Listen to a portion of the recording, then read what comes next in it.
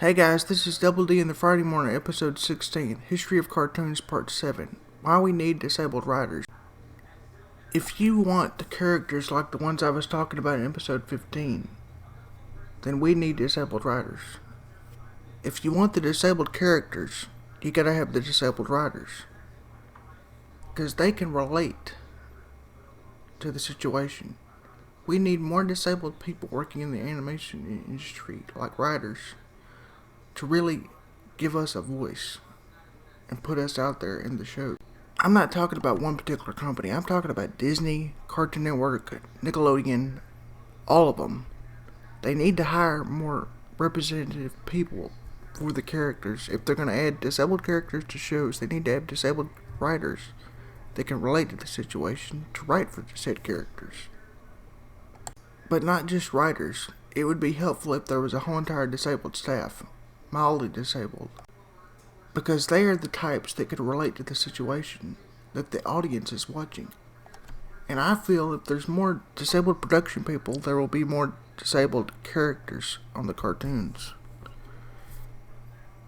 I think the disabled watching community of cartoons needs something they can relate to. And if there's more disabled characters and more disabled staff people, they'll go hand in hand.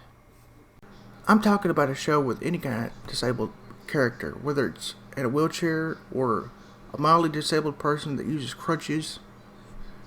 Whatever the disabled character does, the writer needs to be that kind of disabled, and that needs to is assigned to that character. Because that kind of disabled writer would understand what the character's going through and would be able to write based on his own life experiences to the character. Take a disabled James Bond, if you will, that uses a walker. The writer would need to be a person that also uses a walker, because they could relate to the character, and therefore the viewers could relate to the character also.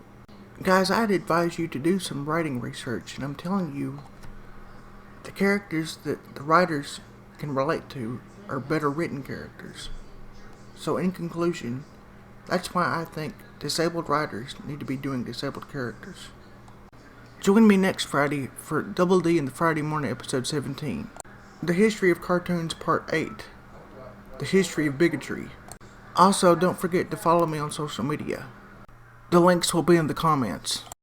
Side note, you'll find that I do have a Facebook, but I'm having trouble with it right now.